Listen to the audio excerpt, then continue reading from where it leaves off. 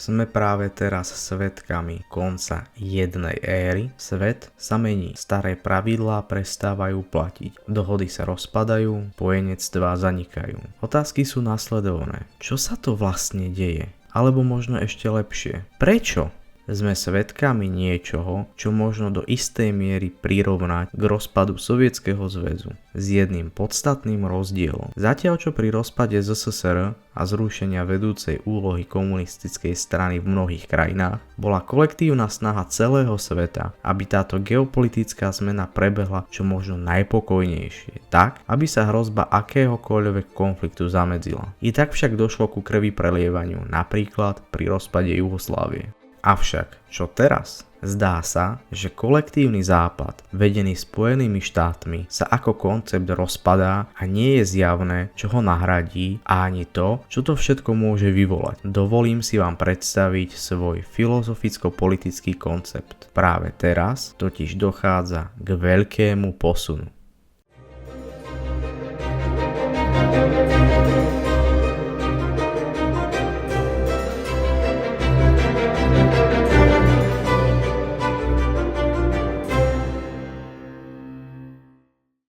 Veľký posun v politike je proces, v ktorom dochádza k oslabeniu tradičných hegemónov a hľadaniu nových mocenských centier, pričom žiadna sila zatiaľ nezískala dostatočnú dominanciu. Postupné oslabovanie demokratických inštitúcií, pochybňovanie výsledkov volieb a dehonestovanie a dehumanizácia opozície prispievajú k únave západu. Neveríme v demokraciu, vo voľný trh, v občianske slobody. Ide o postupný rozpad hodnôt a zánik dôvery. Radikalizácia a konšpiračné myslenie sa stali mainstreamom, pretože ilúzia je atraktívnejšia ako skutočnosť. Veľký posun v kultúre je dôsledkom spoločenskej únavy, v ktorej konvenčné ideály prestávajú fungovať, čo vedie k radikalizácii, dezilúzii a neistote o budúcom smerovaní sveta. Relativizácia morálky prispieva k neschopnosti rozlišovať dobro od zla. Hranice sa stírajú a slová strácajú svoj význam. Všetci sú všetkým a vo výsledku nikto nie je ničím. Kapitalizmus prehlbuje ekonomickú nerovnosť medzi ľuďmi. To by mohli povedať niektorí. Skutočnosť je však taká, že skupina superbohatých sa snaží obmedziť voľný trh, aby si udržali svoju dominanciu. Nehľadia pritom na záujmy iných. Slabý štát im nedokáže čeliť a zdá sa, že do istej miery s nimi splýva.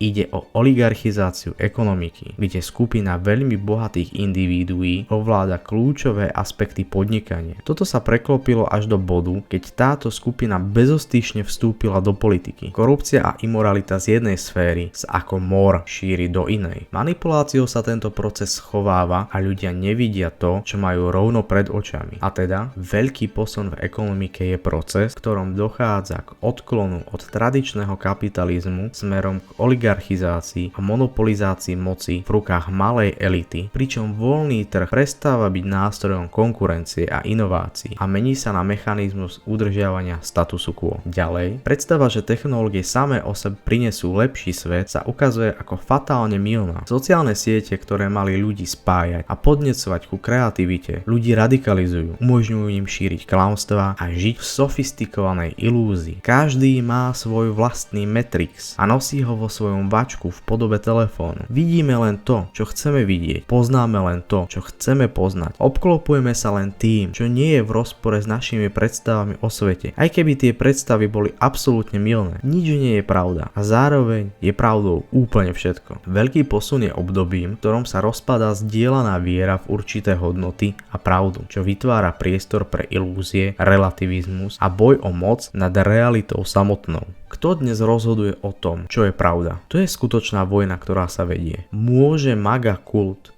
urobiť Ameriku znova veľkou, i keď súčasná Trumpova administratíva robí všetko preto, aby USA poslala do najhlbšieho izolacionizmu, urobila ju slabou, malou, bezvýznamnou? Alebo to bude Rusko, to, ktoré neochvejne bojuje proti nacistom na Ukrajine a dekadentnému západu, ktorý ovláda samotný Satan, pričom samo má na svojom území najväčšiu populáciu neonacistov na svete? Alebo to bude Čína so svojou víziou formálne vychádzajúcou z marxizmu, leninizmu, stokrát zmenenou, redefinovanou a upravenou tak, aby vyhovovala čínskym národným a ekonomickým záujmom? Veľký posun je proces, ktorý sa odohráva nielen v geopolitike, ale aj v našich mysliach. To, čo sa deje medzi štátmi, je len odrazom toho, ako vnímame realitu.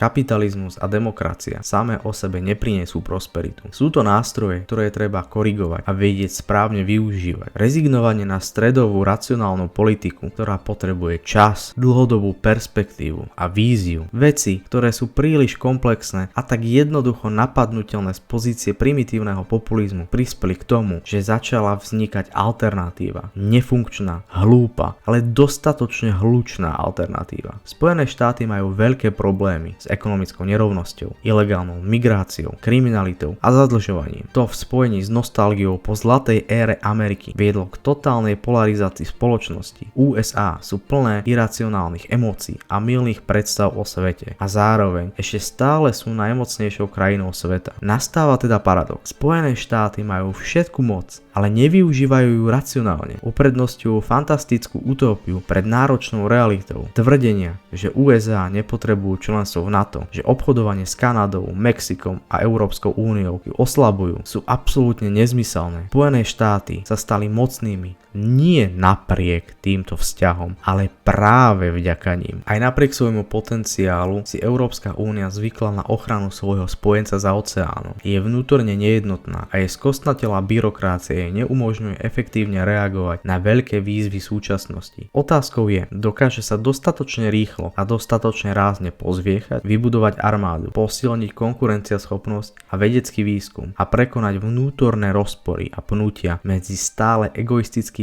záujmami jednotlivých členov, nehovoria, že vo svojich radoch má trojského koňa v podobe Viktora Orbána. Je hanbou, že spoločenstvo založené na demokracii, ľudských a občianskych právach nevie zakročiť voči diktátorovi vo svojich vlastných radoch. Také silné a také slabé zároveň. Mafiánsky štát, kde hrstka vyvolených vlastní všetko, majú jadrové zbrane a tisícky vojakov, ktorých sa neboja obetovať tak, ako to robili vždy. Sú však ekonomicky izolovaní, závislí od Číny. Nehovoriac o tom, že demografická krivka zasiahne aj ich. Rusko nemá kapitál, ekonomický ani vedecký, aby dokázalo konkurovať iným svetovým hráčom. Jediné, čo má, je agresivita, brutalita. Vojna, ktorú rozpútali na Ukrajine, nie je ničím iným, len iracionálnym únikom pred vlastnými problémami a neschopnosťou vyvinúť sa ďalej. Čína je stále viac relevantnou v technologickom a vedeckom pokroku. Má silnú ekonomiku a armádu. Skutočne sa zdá, že môže v geopolitickom boji zvíťaziť iba tým, že počká, až sa všetci navôkol vyčerpajú. Avšak Čína bude čeliť jednej z najväčších katastrof v dejinách ľudstva. Vďaka nezmyselnej a brutálnej politike jedného dieťaťa ju čaká bezprecedentný demografický pád. Odhaduje sa, že v priebehu tohto storočia sa počet obyvateľov Číny zníži na polovicu. To si bude vyžadovať totálnu rekonštrukciu štátnych inštitúcií a kompletné prenastavenie ekonomiky. Pôjde o bezprecedentný úbytok ľudí vo všetkých sférach spoločnosti a veľmi ľahko môže viesť ku kolapsu.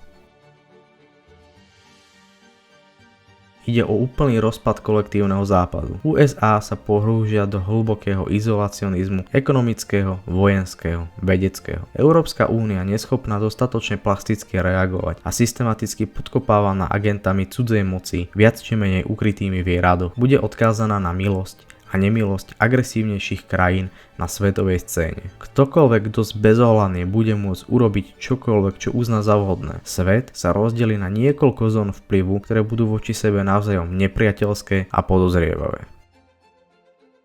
Vznikne nový status quo, kde nebude jasná dominancia. Na strane jednej centrum moci v podobe kolektívneho západu bude značne oslabené, avšak nikto nebude schopný v mocenskom váku nahradiť jeho miesto. Vznikne stav, kde budú všetci nespokojní, ale nikto s tým nebude schopný nič urobiť. Západ sa dokáže zreformovať a nájsť novú rovnováhu. Staré zmluvy prejdú revíziou a ustanovia sa na novo. Spoločenský priestor sa očistí od nebezpečných konšpirácií a blúdov. Západ, možno už nie na čele z USA, sa znovu zrodí a prehodnotí svoje hodnoty a ideje tak, aby dokázali lepšie čeliť novej ére.